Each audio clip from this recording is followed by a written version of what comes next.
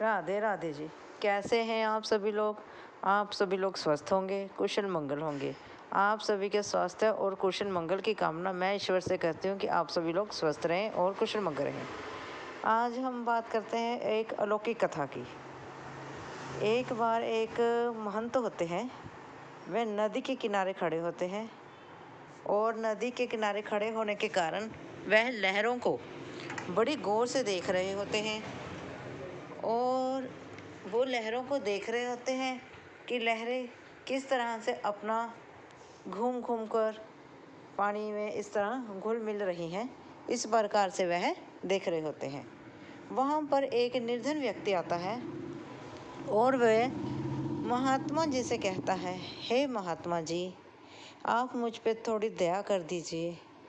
मैं बहुत दिनों से बहुत भूखा हूँ, मेरे पास खाने के लिए कुछ भी नहीं है और मेरे बच्चे भी घर पर भूख से बिलख रहे हैं।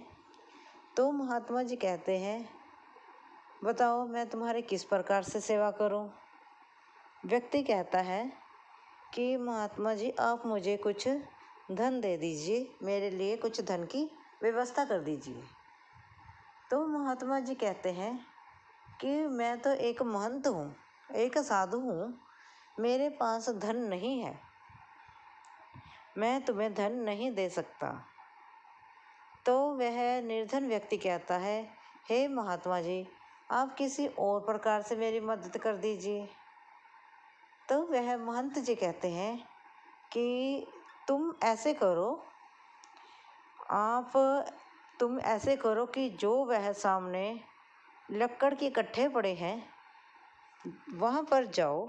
वहाँ पर मैंने कल एक मणि पड़ी देखी थी, वह मणि अगर तुम्हें मिल गई तो तुम्हारा भाग्य खुल जाएगा। तो वह व्यक्ति महंत जी की ये बात सुनकर बहुत खुश हुआ और वह उसकी तरफ चल दिया। जैसे ही वह उस तरफ चला और उसने लक्कड़ के गट्ठों में मणि को ढूंढना शुरू किया तो उसे एक चमकती हुई पारस मणि मिल गई। वह पारस मणि को देखकर बहुत खुश हुआ। उस निर्धन व्यक्ति के पास एक लक्कड़ का डंडा था, छड़ी थी, जिसके ऊपर थोड़ा लोहा लगा हुआ था। उसने क्या किया, उस छड़ी से उस पारस मणि को थोड़ा हिलाने की कोशिश करी, उठाने की कोशिश करी, तो वह पारस मणि के कारण वह जो छड़ी थी वह भी सोने में बदल गई। तो उस निर्धन व्यक्ति का तो खुशी का ठिकाना ही नहीं रहा। वह बहुत खुश हुआ, वह बहुत नाचा कि मेरा तो भाग्य ही खुल गया। ऐसा सोचते सोचते उसने दिमाग से थोड़ा सोचा कि ये पारस मणि उस संत ने क्यों नहीं उठाई, उस संत ने इस पारस मणि को यहीं पर क्यों छोड़ दिया, ये मैंने जाकर उनसे अब पूछना है। वह निर्धन व्यक्ति जो है वह महंत के पास गया और उसने कहा, हे महंत जी, मैं आपसे कुछ कहना चाहता हूँ। तो उस महंत ने कहा कि क्या कहना चाहते हो, तुम्हें वह मणि नहीं मिली? वह निर्धन व्यक्ति बोला, नहीं महंत जी, मुझे वहाँ पर पारस मणि मिल गई है, लेकिन मैं कुछ संकोच में हूँ। आप मुझे ये बताएं कि आपने वह पारस मणि क्यों नहीं उठाई? आपके पास ऐसा क्या है जिसके कारण आपको उस पारस मणि की ज़रूरत नहीं है? तो उस महंत ने कहा कि मैं इन सभी चीज़ों से परे हूँ, मुझे ये सभी चीज़ें नहीं चाहिए, ये सभी नाशवान चीज़ें मुझे नहीं चाहिए।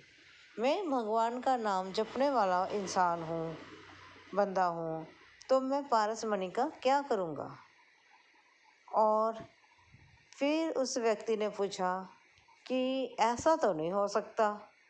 तो मुनि ने कहा, महंत जी ने कहा, तुम घबराओ मत, ये पारस मणि असली है, तुमने तो इसको आजमा कर देख लिया होगा। फिर व्यक्ति ने कहा, तो आपने क्यों नहीं ली? कह रहे मेरे पास इससे वो बहुत बड़ी चीज़ है। वो क्या? उस व्यक्ति ने पूछा। तो उस महंत जी ने कहा, आत्मा ही परमात्मा है। जब आत्मा का मिलन परमात्मा से हो जाता है, वह इंसान की सबसे बड़ी पूंजी है। वह तो पारस मणि से भी बड़ी पूंजी है।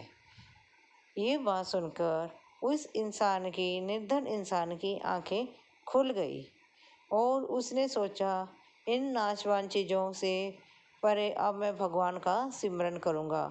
भगवान का सिमरन करके जो सुख मिलता है और भगवान जी जो हमारे कष्ट दूर करते हैं, हमारी सभी समस्याओं का हल करते हैं, हमारी सभी खुशियों में हमारा साथ देते हैं, दुख में भी सुख में भी, वह किसी भी पारस मणि से ऊपर है।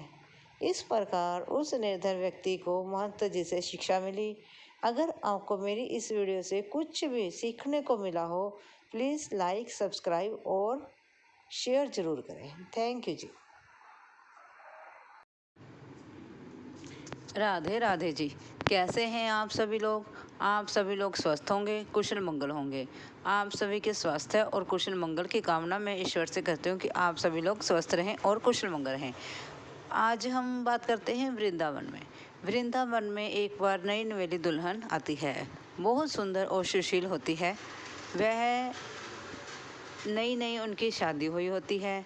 तो उसको सास कहती है, उसकी सास उस बहू को कहती है कि देखो बेटा, यहाँ पर घूंघट में रहना है और लाज शर्म में रहना है, और जैसे ही शाम ढले खिड़की दरवाजे सब बंद कर लेने हैं। शाम के समय बाहर नहीं जाना है, घुंघराली में ही रहना है और घर से बाहर नहीं निकलना है। क्यों? क्योंकि वहाँ पर शाम के समय कृष्णा जो है गौएं चराकर वापस आते थे। जिसकी भी आंखें श्री कृष्णा के साथ मिल जाती, वह शुद्ध बुद्ध खो बैठता था। इसलिए उसकी सास ने उसे कहा कि तुम शाम के समय बाहर नहीं जाओगी और खिड़की दरवाजे भी बंद कर लोगी। इस प्रकार वो रहते रहे। वह देखती कि जैसे ही शाम होती है, सासू माता जी चौखट पर खड़ी हो जाती हैं और बाहर पूरा ध्यान रखती हैं। एक दिन देखा उसने, 2 दिन देखा, फिर उसने सोचा कि अगर मेरी सास दरवाजे के चौखट पर खड़ सकती है शाम के समय, तो मैं बाहर क्यों नहीं जा सकती? मुझे बाहर जाने के लिए क्यों मना किया गया है? फिर वह अपनी सास से कहती है, हे माता जी, आप मुझे ये बताएं कि शाम के समय खिड़की दरवाजे क्यों नहीं खोलने हैं? उसकी माता जी ने कहा, बेटा, जब मैंने आपको बोला है कि शाम के समय बाहर नहीं जाना है, घर में ही रहना है और खिड़की दरवाजे भी बंद कर कर रखने हैं। चलो जी, उसने बात मान ली। एक दिन क्या हुआ, उसकी सास कुछ दूरी पर अपनी जान पहचान के यहाँ चली गई। जरा उसे आने में विलंब हो गया, देर हो गई। तो उसने, बहू ने सोचा कि आज तो मेरी सास भी घर पर नहीं है, क्यों ना आज देखा जाए कि शाम को बाहर है क्या, मुझे किस चीज़ से रोका जाता है।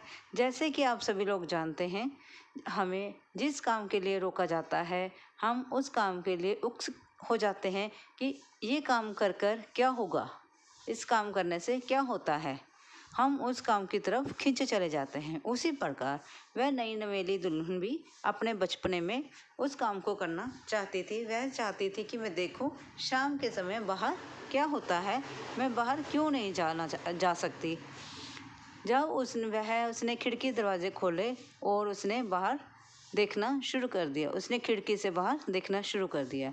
कहीं वहीं दूर से श्री कृष्णा गौएं चराकर वापस आ रहे थे और गेंद से खेल रहे थे। वह गेंद को ऊपर उछाल उछाल कर खेल रहे थे और गौएं जो हैं आगे आगे चल रही थी, ग्वाला श्री कृष्ण जी पीछे पीछे चल रहे थे।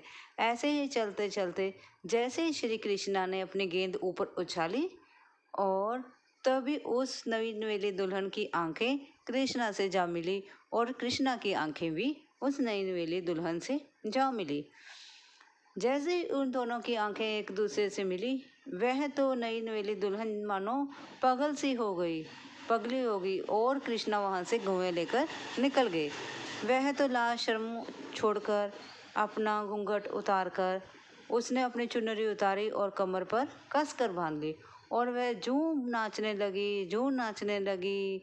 उसने नाचते पूरा घर ही सर पर उठा लिया। आप देखो ऐसे नाची वह, ऐसे नाची कि सभी के दिल की धड़कन जैसे मानो रुक जाए अगर उसे कोई देखे। वह कृष्णा के प्रेम में इस प्रकार से नाच उठी। जैसे ही वह नाचती गई उसकी सास आई। उसकी सास ने कहा, क्यों रे बहू, पगली हो गई क्या? उसने कहा, आओ प्यारे। उसने सास ने कहा, ये तो मेरी बहू लगता है आज पागल होगी। उसने बहू को समझाने की कोशिश की, लेकिन वो किसकी मानने वाली थी। वह तो कृष्ण जी के प्रेम में खूब नाची, मानो उसे शुद्ध बुद्ध ही खो दी हो। इतना मगन मस्त होकर नाच रही थी कि सास दौड़ी दौड़ी गई और उसके जेठ को बुला कर लाई। और जैसे ही जेठ आया उसने कहा, आओ प्यारे। ऐसे कहते कहते उसने जूं नाचना शुरू किया। जेठ बोला, ये इसने तो लाज शर्म छोड़ दी है, घूंघट भी उतार दिया है। वो ऐसा कहकर एक तरफ खड़ा हो गया। इतने में सास जो है फिर दौड़ी दौड़ी गई और ससुर जी को बुलाकर लाई। उसने जैसे ही ससुर जी वहाँ पर आए, फिर दुल्हन ने कहा, आओ प्यारे। तब सास जो है वह समझ गई, ये कुछ नहीं, ये तो कृष्णा की करामात है। उनसे आंखें जा लड़ी हैं इसकी। वह जूं नाची झूम झूम कर, ऐसे नाची मानो कृष्ण के प्यार में, कृष्ण के रंग में रंग गई हो। जैसे ही वह कृष्णा के घर पहुंची और उसने कहा, हे कृष्णा, तुम चलो मेरे साथ। तुम्हारे ही जाने से वह मेरी बहू जो है, नई नवेली जो दुल्हन है, वे ठीक होगी। उसने कहा, तब जाऊंगा, एक शर्त है, अगर तुम अपने घर के खिड़की और दरवाजे शाम को खुले रखोगी। सास को तो शर्त माननी ही पड़नी थी, इसलिए उसने शर्त मानी। तो कृष्णा उसके साथ उसके घर के लिए निकल पड़े। जैसे ही कृष्णा उनके घर पहुंचे तो फिर उस नई नवेली दुल्हन ने कहा, आओ प्यारे। जैसे ही उसने कहा, आओ प्यारे, और कृष्णा के साथ उसकी आंखें फिर से लगी और वह अपने शुद्ध बुद्ध में आ गई। और उसने देखा सामने ससुर खड़े हैं, जेठ खड़ा है, सास खड़ी है। तब से वृंदावन में आज तक शाम के समय कोई खिड़की, कोई दरवाजे बंद नहीं होते हैं। वहाँ तो हर समय राधे कृष्णा का गुणगान हो रहा होता है और लोग झूम झूम कर नाच रहे होते हैं और कृष्णा के प्रेम में, राधे के प्रेम में मगन होकर सब शुद्ध बुद्ध होकर अपनी मस्ती में नाच रहे होते हैं। बोलो राधे कृष्णा। अगर वीडियो अच्छी लगी हो, लाइक और सब्सक्राइब जरूर करें। और मेरी सिर्फ इतनी छोटी सी विनती है, कृपया करके अपने घर की छत पर, गर्मी बहुत बढ़ गई है, एक कटोरे में पानी और एक कटोरे में थोड़े से दाने पक्षियों के लिए जरूर रखें। दाने ना हो, कम से कम पानी तो रखें, कुछ तो रखें उन पक्षियों के लिए। गर्मी बहुत हो गई है। बस इतना छोटा सा काम है, वह करे और पुण्य के भागीदार बने। बोलो Radhe Krishna. Hello my YouTube members, आप सभी का मेरे यूट्यूब चैनल पर आपका स्वागत है। मैंने आप सभी के लिए मेंबरशिप ऑन कर दी है। आप चाहें तो मेरी मेंबरशिप भी ले सकते हैं।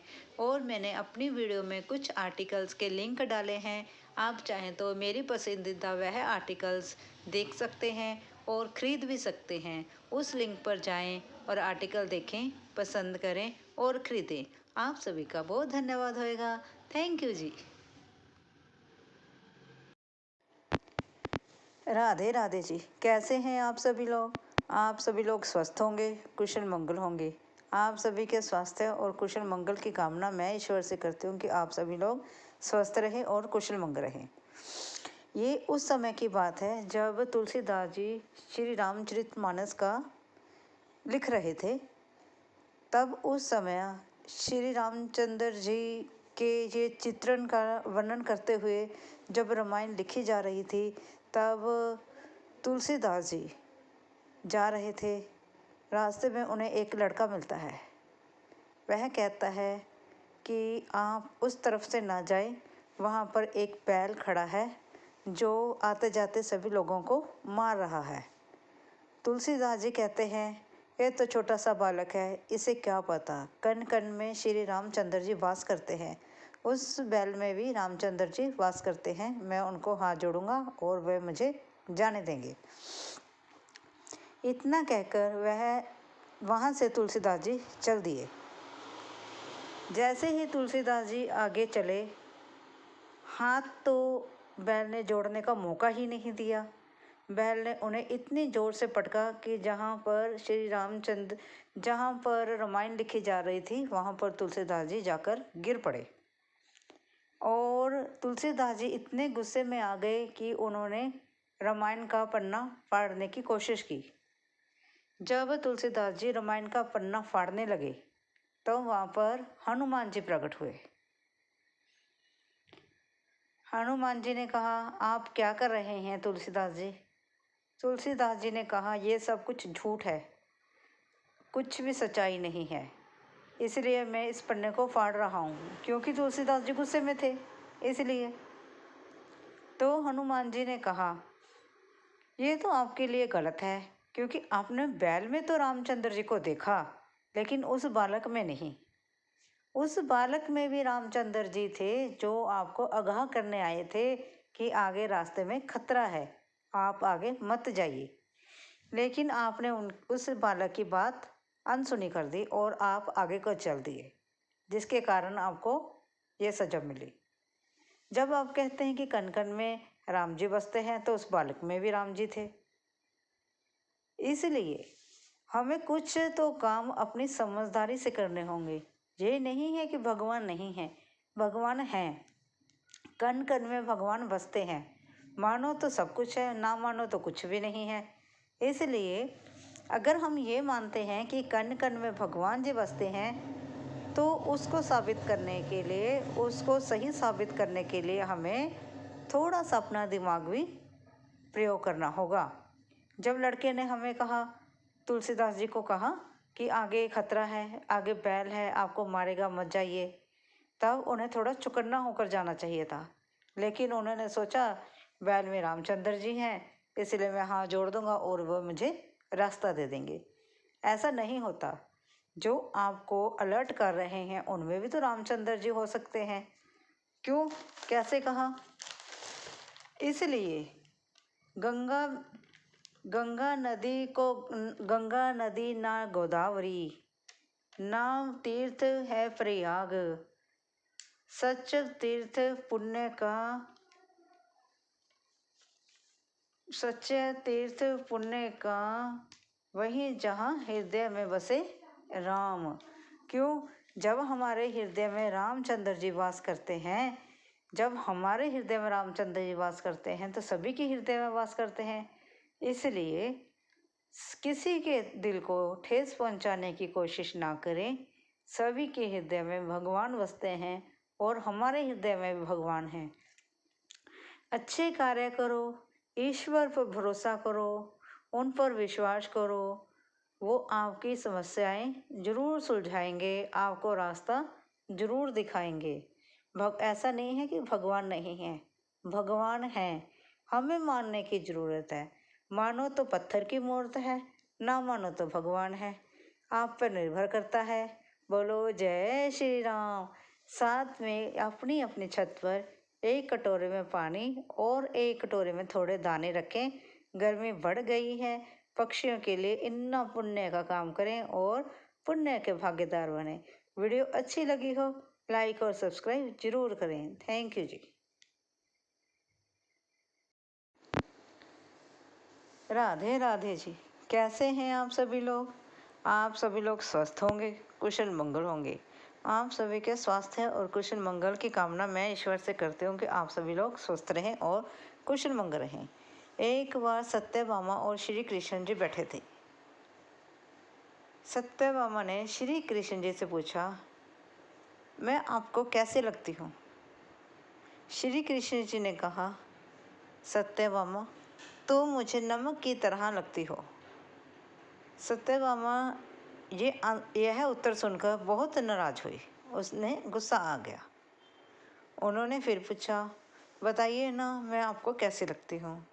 श्री कृष्ण ने कहा, मैंने आपको बताया तो है सत्यभामा कि आप मुझे नमक की तरह लगती हैं। और इससे सत्यभामा ने अपना मुंह फुला लिया और गुस्सा करके वह वहाँ से चली गई। श्री कृष्ण जी उनको यह बात समझाना चाहते थे वे हर चीज़ की एक अहमियत होती है, इसलिए उन्होंने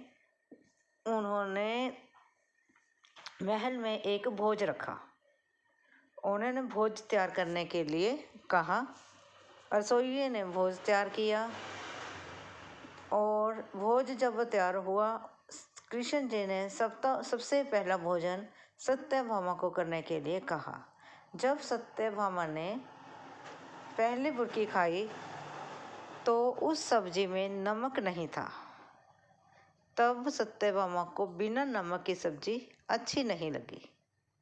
फिर उन्होंने सोचा चलो कोई बात नहीं, गुस्सा तो आया थोड़ा सत्यभामा को, लेकिन उन्होंने सोचा कोई बात नहीं। फिर उन्होंने सोचा चलो मैं मिश्री का प्रसाद ले लेती हूँ, मावा मिश्री। जब उन्होंने मावा और मिश्री का प्रसाद खाना चाहा तब उसमें मिठास नहीं थी। तब उनको और भी गुस्सा आया, वह बहुत क्रोधित हो गई।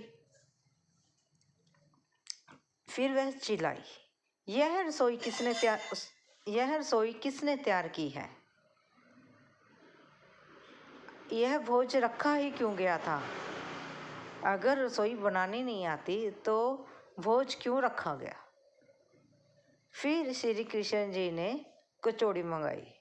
जब सत्यभामा ने कचौड़ी खाई तब उनको और भी ज़्यादा गुस्सा आ गया।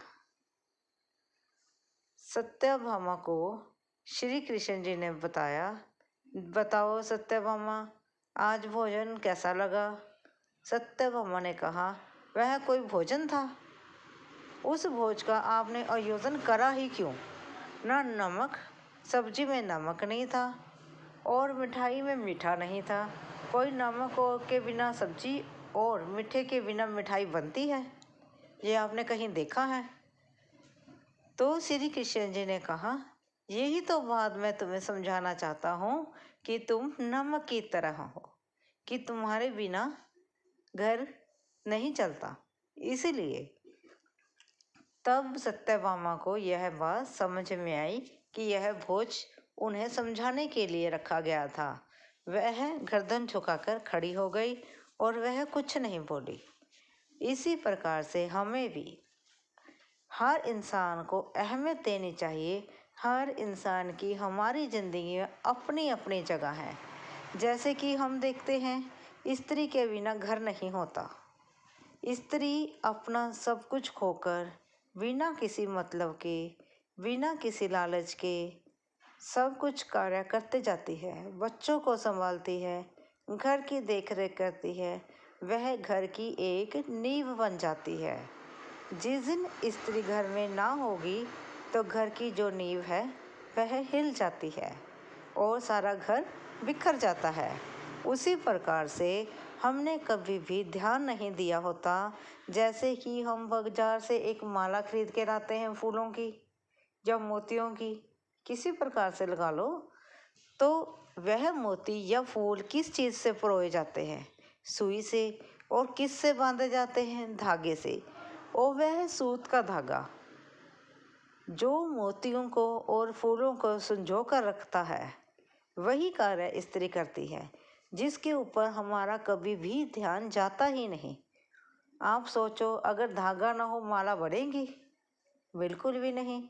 उसी प्रकार से अगर घर में स्त्री ना हो तो क्या घर बनेगा? नहीं। इसी प्रकार से हमें हर रिश्ते को अहमियत देनी चाहिए, ना स्त्री को ना पुरुष को, दोनों को समान। हर इंसान अपने अपने स्थान पर जरूरी होता है। घर में बच्चे जरूरी हैं, पुरुष जरूरी हैं, स्त्री भी जरूरी है। स्त्री सब कुछ खोकर, अपना सम्मान, अपना सब कुछ खोकर, अपना सारा दिनचर्या वह सारा दिन काम काज में जुटकर परिवार की देखरेख में वह लगी रहती है। कभी बड़े बुजुर्ग, कभी बच्चे, कभी पति, कभी रिश्तेदार, कभी खुद के लिए। और इसी प्रकार पुरुष होता है, कभी बच्चों के लिए कमाता है, कभी घर के लिए कमाता है, रिश्तेदारी में भी देता है। इसी प्रकार दोनों रिश्ते अहमियत से बराबर होते हैं। इसी प्रकार से कृष्ण जी ने सत्यभामा को अपनी अहमियत समझाते हुए यह सिखाया कि उनकी सत्यभामा की कृष्ण जी की ज़िंदगी में क्या अहमियत है। क्या आपने इस कहानी से कुछ शिक्षा ली? अगर ली है तो प्लीज़ लाइक और सब्सक्राइब ज़रूर करें। थैंक यू जी।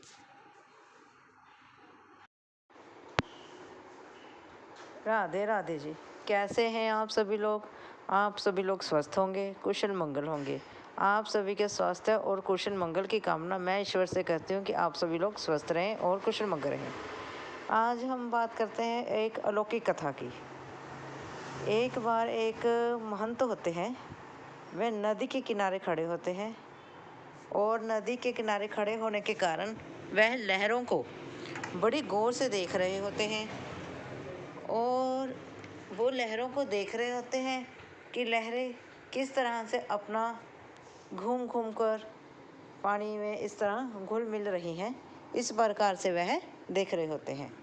वहाँ पर एक निर्धन व्यक्ति आता है और वह महात्मा जी से कहता है, हे महात्मा जी, आप मुझ पे थोड़ी दया कर दीजिए। मैं बहुत दिनों से बहुत भूखा हूँ, मेरे पास खाने के लिए कुछ भी नहीं है और मेरे बच्चे भी घर पर भूख से बिलख रहे हैं। तो महात्मा जी कहते हैं, बताओ मैं तुम्हारी किस प्रकार से सेवा करूं? व्यक्ति कहता है कि महात्मा जी आप मुझे कुछ धन दे दीजिए, मेरे लिए कुछ धन की व्यवस्था कर दीजिए। तो महात्मा जी कहते हैं कि मैं तो एक महंत हूँ, एक साधु हूँ, मेरे पास धन नहीं है, मैं तुम्हें धन नहीं दे सकता। तो वह निर्धन व्यक्ति कहता है, हे महात्मा जी, आप किसी और प्रकार से मेरी मदद कर दीजिए। तो वह महंत जी कहते हैं कि तुम ऐसे करो कि जो वह सामने लक्कड़ के कट्ठे पड़े हैं वहाँ पर जाओ। वहाँ पर मैंने कल एक मणि पड़ी देखी थी, वह मणि अगर तुम्हें मिल गई तो तुम्हारा भाग्य खुल जाएगा। तो वह व्यक्ति महंत जी की ये बात सुनकर बहुत खुश हुआ और वह उसकी तरफ चल दिया। जैसे ही वह उस तरफ चला और उसने लक्कड़ के गट्ठों में मणि को ढूंढना शुरू किया तो उसे एक चमकती हुई पारस मणि मिल गई। वह पारस मणि को देखकर बहुत खुश हुआ। उस निर्धन व्यक्ति के पास एक लक्कड़ का डंडा था, छड़ी थी, जिसके ऊपर थोड़ा लोहा लगा हुआ था।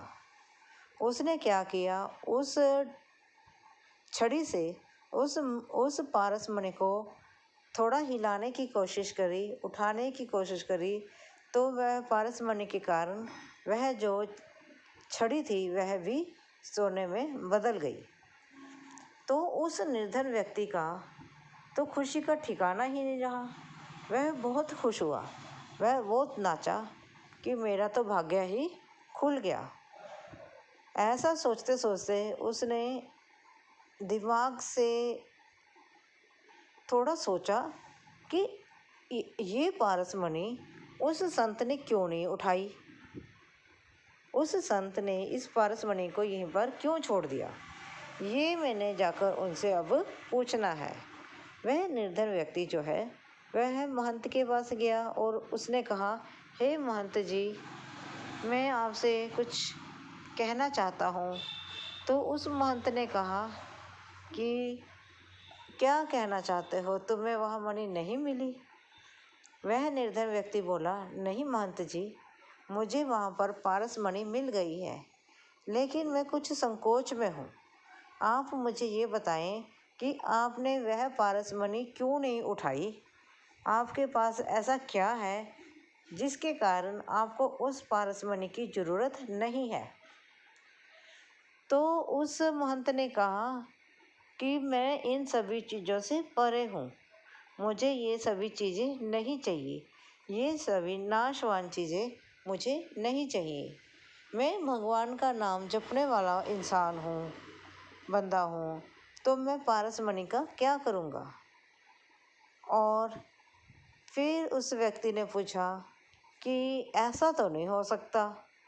तो मुनि ने कहा, महंत जी ने कहा, तुम घबराओ मत, ये पारस मणि असली है। तुमने तो इसको आजमा कर देख लिया होगा। फिर व्यक्ति ने कहा, तो आपने क्यों नहीं ली? कह रहे, मेरे पास इससे वो बहुत बड़ी चीज़ है। वो क्या? उस व्यक्ति ने पूछा। तो उस महंत जी ने कहा, आत्मा ही परमात्मा है। जब आत्मा का मिलन परमात्मा से हो जाता है, वह इंसान की सबसे बड़ी पूंजी है। वह तो पारस मणि से भी बड़ी पूंजी है। ये बात सुनकर उस इंसान की, निर्धन इंसान की आंखें खुल गई और उसने सोचा, इन नाशवान चीज़ों से परे अब मैं भगवान का सिमरन करूँगा। भगवान का सिमरन करके जो सुख मिलता है और भगवान जी जो हमारे कष्ट दूर करते हैं, हमारी सभी समस्याओं का हल करते हैं, हमारी सभी खुशियों में हमारा साथ देते हैं, दुख में भी सुख में भी, वह किसी भी पारस मणि से ऊपर है। इस प्रकार उस निर्धन व्यक्ति को महंत जी से शिक्षा मिली। अगर आपको मेरी इस वीडियो से कुछ भी सीखने को मिला हो, प्लीज़ लाइक, सब्सक्राइब और शेयर ज़रूर करें। थैंक यू जी। राधे राधे जी। कैसे हैं आप सभी लोग? आप सभी लोग स्वस्थ होंगे, कुशल मंगल होंगे। आप सभी के स्वास्थ्य और कुशल मंगल की कामना मैं भगवान जी से करती हूँ कि आप सभी लोग स्वस्थ रहें और कुशल मंगल रहें। आज हम बात करते हैं एक गांव की। एक गांव में एक कुआं था। जैसे कि पहले ज़माने में गांव में कुएं होते थे, उसी प्रकार एक गांव में एक कुआं था। उस कुएं के ऊपर एक ब्राह्मण ने एक संगल के साथ अपना पाँव बांधकर कुएं में लटक गया, उल्टा लटक गया और लटक गया। उन्होंने कहा, जिस दिन मेरी संगल टूटेगी मुझे प्रभु के दर्शन होंगे। इस प्रकार वह लटका रहा, काफ़ी सालों से लटका रहा। पूरे गांव में इस चीज़ का कोहताल मच गया कि ब्राह्मण इतने सालों से संगल के सहारे कुएं में लटका हुआ है। सभी और इस चीज़ का शोर मच गया, तो दूर दूर से लोग आने लगे। उस ऋषि को देखकर, उस ब्राह्मण को देखकर उसी गांव का एक बालक, एक लड़का, जो कि वह एक कुएं में लटक गया, एक रस्सी से अपने आप को बांधकर कुएं में लटक गया। देखता हूँ क्या भगवान जी अगर ब्राह्मण को दर्शन दे सकते हैं तो मेरे को भी दे सकते हैं। हे प्रभु, आप मुझे दर्शन दे, वरना अगर ये रस्सी टूट गई और मैं कुएं में गिर गया तो आपकी श्रद्धा भावना जो है और आप पर जो विश्वास है वो टूट जाएगा। इसलिए आप मुझे दर्शन दें। जैसे ही वह लड़का अपने पाँव को रस्सी बांधकर उस कुएं में लटक जाता है, वह क्या देखता है, उसे प्रभु के दर्शन होते हैं। भगवान जी उसे दर्शन देते हैं। वह लड़का आश्चर्यचकित हो जाता है, ये भगवान जी ने मुझे दर्शन दिए। वह भगवान जी को कहता है, हे प्रभु, आपने तो मुझे इतनी जल्दी दर्शन दे दिए। वह ब्राह्मण तो कितने सालों से कुएं में लटका हुआ है। तो भगवान जी ने कहा, वह ब्राह्मण कुएं में लटका तो है, इतनी मोटी संगल के साथ अपने पाँव को बांधकर वह कुएं में लटका है। उसे संगल पर विश्वास है, मुझ पर नहीं है। उसे भगवान पर भरोसा नहीं था, उसे भगवान पर विश्वास नहीं है। इसीलिए तो उसने इतनी मोटी संगल बांधी कि जब संगल टूटेगी तब प्रभु दर्शन देंगे। और तुम्हें ने मुझे सच्चे मन से याद किया और मुझे पुकारा, तो मुझे तो आना ही था। इस प्रकार से मैंने तुम्हें दर्शन दिए। तभी तो कहते हैं ना, जब भक्त पुकारे प्रभु दौड़ा दौड़ा आए। कहते हैं ना, शबरी के जब भगवान जी झूठे बेर खा सकते हैं तो हमारे बुलाने पर भगवान जी क्यों नहीं आ सकते। भगवान जी ने उस लड़के को दर्शन दिए और कहा, तुझे मुझ पर श्रद्धा थी और विश्वास था कि मैं आऊँगा, इसलिए तुमने अपने प्राण जो हैं हथेली पे लेकर कुएं में तुम लटक गए, एक पतली सी रस्सी के सहारे तुम कुएं में लटक गए। भला मैं तुम्हें कुछ कैसे होने देता, इसलिए मुझे तो आना ही था और तुम्हें बचाना ही था। जिस प्रकार से उस लड़के ने भगवान पर भरोसा किया, विश्वास किया, उसी प्रकार से हम सभी को भी भगवान पर भरोसा करना चाहिए और विश्वास करना चाहिए। जब हम भगवान पर श्रद्धा भावना रखेंगे और उन्हें सच्चे मन से पुकारेंगे, वो तो आएंगे ही आएंगे, वह दौड़े चले आएंगे। कहते हैं ना, भगवान के घर में देर है अंधेर नहीं। भक्त के बुलाने पर ईश्वर दौड़ा दौड़ा आता है, लेकिन हमारे बुलाने की ज़रूरत है। हम उन्हें बुलाते ही नहीं, वो कैसे आएंगे? हमारे मन में तो खुद ही पाप है, तो हम कैसे बुलाएंगे? हम सोचते हैं कि हम भगवान को बुलाएंगे, क्या वो आएंगे? भगवान जी क्या फ्री बैठे हैं? उन्होंने सारी दुनिया को देखना है, वो कैसे आएंगे? क्या भगवान जी देख रहे हैं? क्या भगवान जी सुन रहे हैं?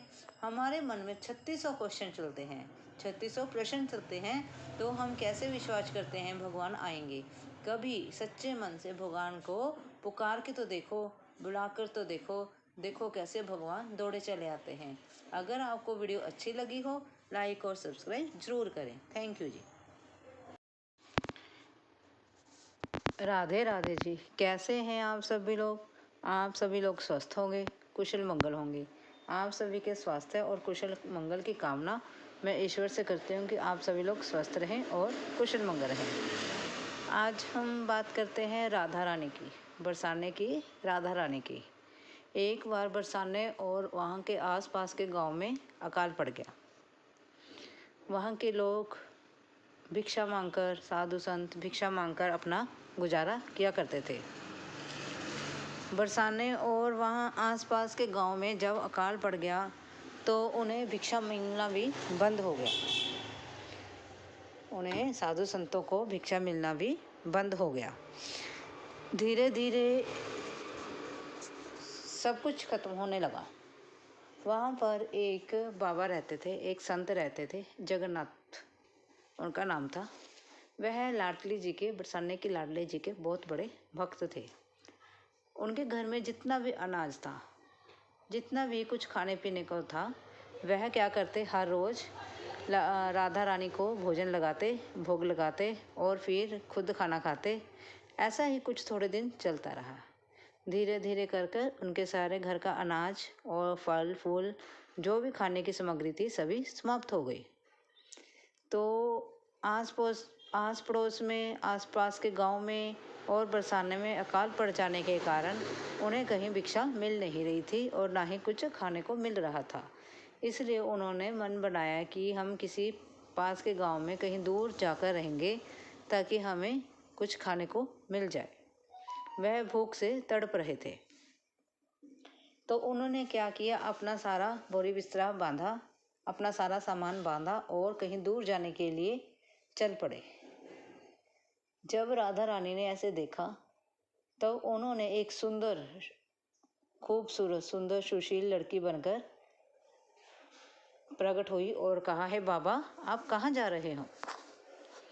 बाबा ने कहा, उस संत ने कहा, नहीं बिटिया, मैं तो कहीं दूर जाकर रहूँगा। यहाँ पर अब खाने के लिए कुछ नहीं मिलता। अब ये पेट जो है वो तो खाने को मांगेगा ही ना, इसलिए अब मुझसे बर्दाश्त नहीं होता। मैं भूख से तड़प रहा हूँ, मेरे पास खाने के लिए कुछ भी नहीं है, इसलिए मैं कहीं दूर जा रहा हूँ। तो लाडली ने कहा, आप बाबा कहीं दूर जाकर क्यों रह रहे हो? आप हमारे घर पर भिक्षा लेने आ जाया करो। तो बाबा ने कहा, आपका घर कहाँ पर है बेटा? मुझे पता ही नहीं, क्या मुझे वहाँ भिक्षा मिलेगी? तब लाडली ने कहा, हाँ बाबा, आपको वहाँ पर भिक्षा मिलेगी, आप वहाँ पर भिक्षा लेने के लिए आ जाना। मैं बरसाने की हूँ, वहाँ पर जाइए आप। मैं वैद्य की बेटी हूँ। आप वैद्य के घर जाकर उनसे कहना कि राधा ने भेजा है, तो वह और जो आले में भोजन पड़ा है वो मुझे दे दीजिए। हम तो हर रोज़ आपके लिए भिक्षा निकालते हैं, आप ही नहीं आते। कह रहे, मुझे क्या पता कि आप मेरे लिए भिक्षा निकालते हो, ना ही मैं आपका घर जानता हूँ। तो बाबा बरसाने के लिए चल पड़े।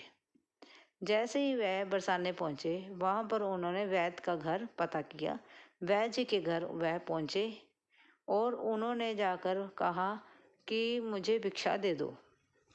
तो वैद्य जी ने कहा, इतना अकाल पड़ा हुआ है, हम आपको भिक्षा कहाँ से दें, घर में कुछ भी खाने के लिए नहीं है। तो बाबा ने कहा, उस संत ने कहा, आपकी बेटी जो राधा रानी है, उन्होंने आले में भोजन रखा है निकाल कर, वो कह रही हैं वो मुझे दे दीजिए। तो वैद्य जी ने जब राधा जी का नाम सुना तो वह सारी बात समझ गए। तो वह अंदर की तरफ गए और उन्होंने देखा सारा घर अन्न जल से परिपूर्ण हुआ पड़ा है और आले में जो भोजन रखा है, वो जो थाल परोस कर रखा है, वह देखकर वह आश्चर्यचकित रह गए। उन्होंने वह थाल उठाया और संत को दे दिया। जब संत ने वह भोजन लिया और उन्होंने वह भोजन ग्रहण किया, राधा रानी को घर जाकर प्रसाद लगाया और तब वैद्य जी समझ के यह राधा रानी का ही आशीर्वाद है। क्या आप इससे कुछ समझे? इससे यह पता चलता है राधा रानी अपने भक्तों को कभी भी परेशानी में नहीं देख सकती। जब उन्होंने पता चला कि उनके भक्त परेशान हैं, भूख प्यास से तड़प रहे हैं, तो वह एक नन्ही लड़की बनकर आई और सभी की समस्याओं का हल उन्होंने किया और सभी को अन्न जल से तड़पते हुए लोगों का पेट भरा और सारे को रहने के लिए आसरा दिया। इसी प्रकार जो भक्त ईश्वर को सच्चे मन से प्रार्थना करता है, उसकी हर मनोकामना उसकी जो है पूर्ण हो जाती है। ईश्वर सभी को देता है। ईश्वर के घर में देर है, अंधेर नहीं है। तो राधा रानी अपने भक्तों को कैसे छोड़ सकती है? राधा रानी सभी की है, जन जन में है, कण कण में वास करती है। तभी तो वह राधे कृष्णा, तभी तो वह कृष्णा की प्यारी है। तभी कृष्ण जी उन्हें इतना मानते हैं, इतना प्रेम करते हैं।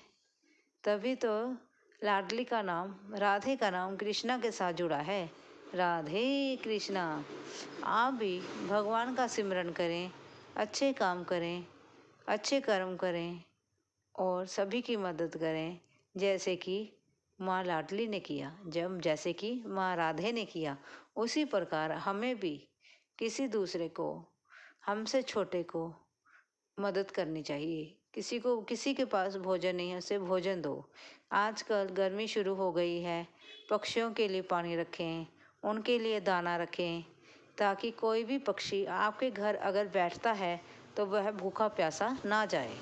बस इतना छोटा सा काम है, 2 मिनट लगते हैं, 2 मिनट तो लगते भी नहीं हैं। एक कटोरे में पानी और एक कटोरे में थोड़ा सा दाना रोज पक्षियों के लिए रखें। बस इतना सा करें, आपका बहुत बहुत धन्यवाद होगा। और अगर वीडियो अच्छी लगी हो तो लाइक और सब्सक्राइब ज़रूर करें। थैंक यू जी। राधे राधे जी। कैसे हैं आप सभी लोग? आप सभी लोग स्वस्थ होंगे, कुशल मंगल होंगे। आप सभी के स्वास्थ्य और कुशल मंगल की कामना मैं ईश्वर से करती हूँ कि आप सभी लोग स्वस्थ रहें और कुशल मंगल रहें। एक दिन शिव और पार्वती इस धरती के भ्रमण पर निकले।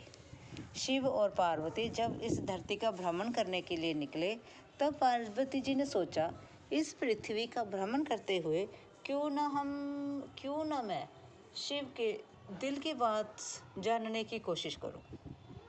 यह सोचते हुए उन्होंने शिव जी से पूछा, हे भोलेनाथ, हे प्रभु, आप मुझे ये बताएं, इस धरती पर, इस सृष्टि में आपको सबसे प्रिय क्या है?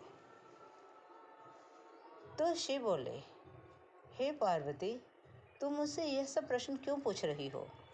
पार्वती ने कहा, जब हम इस पृथ्वी पे घूमने के लिए निकले हैं, भ्रमण के लिए निकले हैं, तो साथ में हम भ्रमण करेंगे, साथ में हम वार्तालाप करेंगे।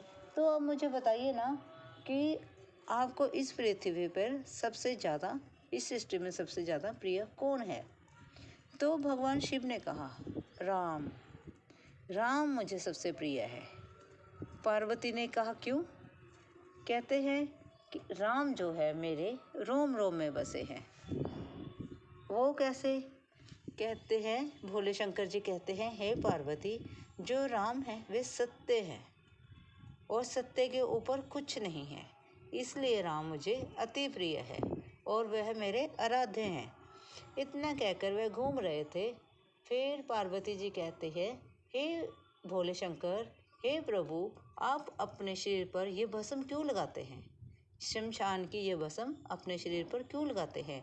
तो भगवान जी कहते हैं, सुनो पार्वती, मैं तुम्हें सुनाता हूँ। इस संसार में सबसे प्रिय मुझे भगवान राम हैं और भगवान राम का नाम जो लेता है, जो इंसान प्रभु का नाम लेता है, प्रभु राम का नाम लेता है, वह मुझे सबसे प्रिय है। और जब इंसान दुनिया से चला जाता है तब आप देखते होंगे कि जब एक शव को कंधे पर उठाकर लिए जा रहे होते हैं और जब वह शमशान के पास पहुंचते हैं तो सुनने को क्या मिलता है? राम नाम सत्य है, राम का नाम सत्य है, यही सुनने को मिलता है। इसी प्रकार से भगवान श्री रामचंद्र जी का जो नाम है वह ही सत्य है, वह ही किसी झूठ और फरेब से परे है, वह सत्य है और वह पवित्र है। इसलिए तो मैं शमशान में वास करता हूँ। क्यों? जो इंसान, जो शरीर, जो मृतक देह इतने सारे पाप करने वाले मनुष्य से, इतने सारे फरेबी और पापी इंसानों से राम का नाम बुलवा सकती है, वह देह कितनी पवित्र होगी। इसलिए मैं उस पवित्र देह को नमस्कार करने के लिए ही शमशान में वास करता हूँ। और वो शमशान घाट में जो भी व्यक्ति उस शव को लेकर आते हैं, उनके मुंह से राम का नाम कितनी बारों सुनकर मैं आनंदित हो जाता हूँ और प्रफुल्लित हो जाता हूँ और मुझे इस प्रकार की बहुत खुशी मिलती है कि मुझे राम का नाम सुनने को मिला है और इसीलिए ही मैं वहाँ पर वास करता हूँ। और उस इंसान की जो वह शव है उसको जलाने के बाद जो उसकी राख होती है उस भस्म को मैं अपने शरीर पर मल लेता हूँ। क्यों? क्योंकि उस इंसान को उस शव ने, उस मृतक देह ने इतने सारों लोगों के मुख से राम का नाम बुलवाया है और वह कितनी महान होगी और कितनी पवित्र होगी। इसीलिए और उस देह को उठाने वाले वह लोग जिन्होंने राम का उच्चारण किया, राम शब्द का उच्चारण किया, तो वह उस शब्दों से कितनी ही पवित्र हो गई होगी। तो मैं उस निर्णय से मैं उस जो भस्म होती है उसको अपने शरीर पर मल लेता हूँ। इसलिए ही मैं शमशान घाट में वास करता हूँ, क्योंकि मुझे राम अति प्रिय है। इस पृथ्वी पर, इस संसार में, इस सृष्टि में जो कोई जीव, जो कोई इंसान राम नाम का उच्चारण करेगा, राम नाम का सिमरन करेगा, वह मुझे अत्यंत ही प्रिय होगा और वह मेरे सभी भक्तों में महान होगा, सभी भक्तों में सबसे आगे होगा। क्यों? क्योंकि मुझे राम नाम बहुत ही अति प्रिय है। इसलिए हमें अपने कार्य के साथ साथ राम नाम का उच्चारण करते रहना चाहिए। काम ना छोड़ो, कुछ ना छोड़ो। कहते हैं कि सभी काम करो, छोटा है बड़ा है जैसा भी है, सभी काम करो, ढंग से करो। उसी प्रकार जो भी कार्य करो, अच्छा करो, बुरा करो, जुत्ती बनाओ, खाना बनाओ, जो भी है, आप सफाई करो और कोई कार्य करो, जो भी कार्य करते हैं आप उसी कार्य में राम नाम का सिमरन शामिल कर लो। कार्य करते कार्य हाथ से करने हैं, आंखों से करने हैं, मन से और जीवा से तो आपने राम का सिमरन करना है। किसी न किसी कार्य तो ऐसे होंगे जिसमें आपने बोलकर कार्य नहीं करना होगा। तो हर काम करते करते, कोई भी जो कार्य है उसको करते करते आप राम का सिमरन करते रहें, तभी तो आप प्रभु को पा सकेंगे। अगर आप प्रभु को पाना चाहते हैं तो राम का नाम सिमरन जरूर करें और इस वीडियो को लाइक और सब्सक्राइब जरूर करें। थैंक यू जी। राधे राधे जी। कैसे हैं आप सभी लोग? आप सभी लोग स्वस्थ होंगे, कुशल मंगल होंगे। आप सभी के स्वास्थ्य और कुशल मंगल की कामना मैं ईश्वर से करती हूँ कि आप सभी लोग स्वस्थ रहें और कुशल मंगल रहें। आज हम बात करते हैं लक्ष्मी जी और विष्णु भगवान जी की। एक बार विष्णु भगवान जी शेषनाग पर बैठे विश्राम कर रहे थे। वह विश्राम करते करते इतने बोर हो गए, उन्होंने कहा क्यों ना पृथ्वी का भ्रमण किया जाए। यह सोच कर उन्होंने लक्ष्मी जी से कहा क्यों ना हम पृथ्वी पर थोड़ा घूम फिर कर आएं। वैसे भी बहुत समय हो गया हम पृथ्वी पर गए ही नहीं। माता लक्ष्मी जी कहते जैसे आपकी मर्जी। वह पृथ्वी पर घूमने जाने के लिए तैयारी करने लगे। सुबह भगवान जी जैसे ही प्रसन्नतापूर्वक उठे और उन्होंने अपने आप को तैयार किया, भगवान जी विष्णु जी तैयार हुए। माता लक्ष्मी जी बोली आप बहुत प्रसन्न हैं, क्या आप मुझे भी साथ ले जाएंगे? तो विष्णु जी ने कहा आप माता लक्ष्मी आप मेरे साथ जा सकते हैं, लेकिन मेरी एक शर्त है। माता लक्ष्मी ने कहा क्या शर्त है प्रभु? कि तुम पूरब की तरफ नहीं देखोगी। माता लक्ष्मी ने कहा बस इतनी सी शर्त है। नहीं, मैं पूरब की तरफ नहीं देखूंगी। तो दोनों जने पृथ्वी के लिए भ्रमण के लिए निकल पड़े। जैसे ही लक्ष्मी जी और विष्णु जी पृथ्वी पर भ्रमण के लिए निकले तो बारिश होकर हटी थी। चारों तरफ हरियाली हरियाली थी। सूरज की रोशनी चमचमा रही थी। सुबह का समय था। चारों तरफ चमचमाती हुई खिली हुई धूप, सुंदर सुंदर वातावरण, साफ सुथरा वातावरण, हरी हरी घास, सुंदर सुंदर पेड़ पौधे देखने योग्य थे। जब दोनों भ्रमण के लिए निकले तब ना चाहते हुए भी माँ लक्ष्मी ने पूरब की ओर देख लिया। वहाँ पर एक बगीचे में बहुत सारे फूल खिले हुए थे। माँ लक्ष्मी ने इतने सुंदर फूलों को देखकर रह नहीं पाई। उन्होंने क्या किया, उस बाग से एक फूल तोड़ लिया। जैसे ही माता लक्ष्मी ने फूल तोड़ा उनको भगवान विष्णु की याद आई। उन्होंने कहा था कि पूरब की तरफ नहीं देखना है। तब माता लक्ष्मी ने कहा हे प्रभु मुझसे भूल हो गई है, मैंने पूरब की तरफ देखा है। और तब विष्णु जी ने कहा हे माता लक्ष्मी तुमने किसी के बाग से फूल तोड़ा है, यह एक चोरी के समान है, इसलिए इस चोरी की सज़ा तो आपको मिलेगी ही मिलेगी। अब तुम्हें पृथ्वी पर उसके घर पर नौकरानी बनकर रहना होगा जब तक आपके इस पाप का पश्चात 3 साल के लिए आपको वहाँ पर रहना होगा। इतना कहते हुए जब आपके 3 साल कंप्लीट हो जाएंगे तब मैं आपको अपने वहाँ पर बैकुंठ में बुला लूँगा। इतना कहते हुए विष्णु जी अपने बैकुंठ को वापस चले गए। तो माता लक्ष्मी अपना भेष बदलकर उस किसान का नाम था माधव, किसान के यहाँ नौकरानी के रूप में काम करने लगी। और माधव ने कहा हे बहन जी आप कौन हैं और क्या चाहती हैं? तो माता लक्ष्मी ने कहा कि मैं एक गरीब हूँ, मेरे पास रहने के लिए घर नहीं है, खाने के लिए भोजन भी नहीं है और पहनने के लिए कपड़ा भी नहीं है। क्या आप अपने घर पर रख लोगे? तब उस किसान ने कहा हे माता, हे बहन, मैं तो आप एक गरीब हूँ, मेरी कमाई से तो मेरे बच्चों का पालन पोषण नहीं होता। क्यों? क्योंकि उसकी पहले ही 2 बेटियां होती हैं और मैं आपका कैसे गुजारा करूँगा? अगर आप जैसे हम रूखी सूखी खाते हैं, अगर आप भी उस प्रकार से ही रूखी सूखी जो मिले वह खाकर गुजारा कर लेंगी तो आप मेरे साथ मेरे घर पर रह सकती हैं।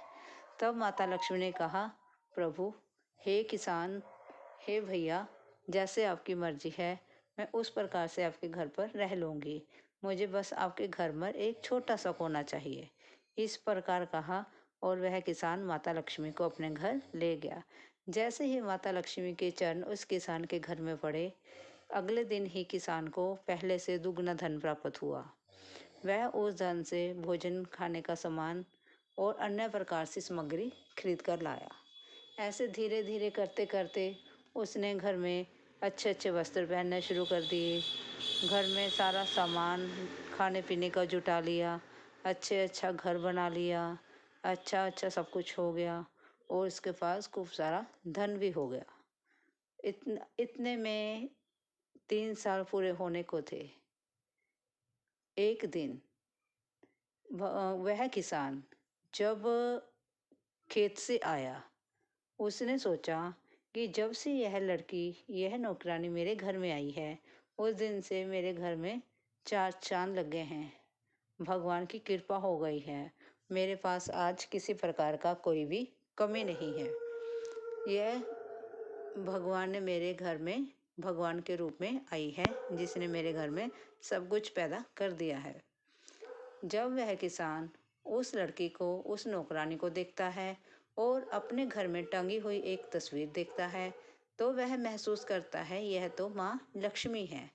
और इसी प्रकार से जब उसकी पत्नी जो है वह भी देखती है, उस तस्वीर को देखती है और उस नौकरानी को देखती है, वह भी महसूस करती है कि यह कोई आम साधारण औरत नहीं है, यह तो है माँ लक्ष्मी है। जब उनको इस चीज़ का एहसास होता है तो माँ लक्ष्मी भी अपने पूर्ण अवतार में आ जाती है। सुंदर वस्त्र पहनकर और सुंदर सुंदर गहने पहनकर माँ लक्ष्मी का रूप लेकर वहाँ पर प्रकट हो जाती है। जब वह दोनों उनसे क्षमा मांगते हैं, हे माता हमें क्षमा कर दो, हमसे गलती हो गई, इसलिए मुझे क्षमा कर दीजिए। हमने आपकी सेवा में बहुत सी कमी छोड़ दी है, हमने आपको खाना भी रूखा सूखा दिया है, हम आपकी सेवा नहीं कर पाए हैं, हमसे बहुत बड़ा पाप हुआ है। इतने में उनके 3 साल पूरे हो गए और माता लक्ष्मी उनको आशीर्वाद देते हुए उनके घर में धन धान्य से परिपूर्ण करके अपने बैकुंठ को चली जाती है। इसी प्रकार से हमें किसी भी इंसान के साथ कभी भी गलत नहीं करना चाहिए। क्या पता कौन सा इंसान, कौन सा व्यक्ति हमारे घर में किस रूप में आता है। अपने घर आने वाले व्यक्ति की, अतिथि का सत्कार करो, उसकी आहुभक्त करो, उसे पानी भोजन, उसका मान आदर करो, उसकी रिस्पेक्ट करो, उससे कटु वचन ना बोलो। क्या पता वह व्यक्ति किस रूप में आपके घर में आया है। आपको मेरी यह स्टोरी कैसी लगी? अच्छी लगी हो लाइक और सब्सक्राइब जरूर करें। Thank you ji.